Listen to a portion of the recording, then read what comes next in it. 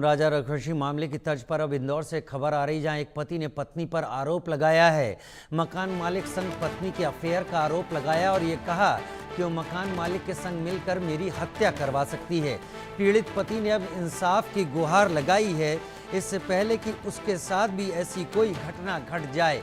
लिहाजा पीड़ित पति ने इंसाफ की गुहार लगाई और अपनी पत्नी को जिम्मेदार ठहराते हुए कहा कि वो मकान मालिक के साथ मिलकर मेरी हत्या करवा सकती है। मेरठ की मुस्कान और इंदौर की सोनम रघुवंशी की करतूत का असर दिखने लगा है। इंदौर में इस पति ने अपनी पत्नी पर गंभीर आरोप लगाया है। पति ने आरोप लगाया कि पत्नी का मकान मालिक के साथ अफेयर है और वो उसके साथ मिलकर उसकी हत्या करवाना चाहती है। ये पूरा मामला क्या है, आतियाब शेख हमारे संवाददाता की रिपोर्ट देखिए। मेरठ की मुस्कान और इंदौर की सोनम रघुवंशी, इन दोनों की करतूतों के साइड इफेक्ट अब समाज में नजर आने लगे हैं।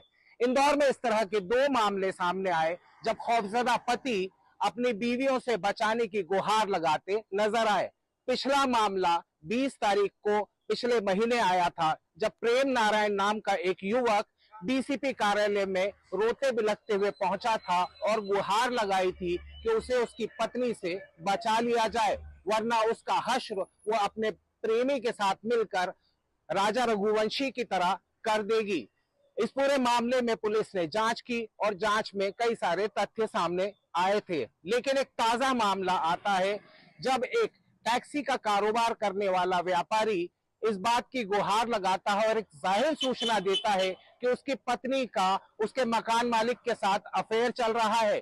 कई सालों से वो दोनों अलग रह रहे हैं, हालांकि उसका 8 साल का बेटा वो अपने साथ ही रखा हुआ है, लेकिन अब उस बात से खौफजदा है कि उसकी पत्नी ने उसे भी इसी तरह की धमकी दी है कि उसका हाल भी राजा रघुवंशी की तरह कर दिया जाएगा यदि वो उसके प्रेमी और उसके बीच में किसी भी तरह की दखल अंदाजी करता है।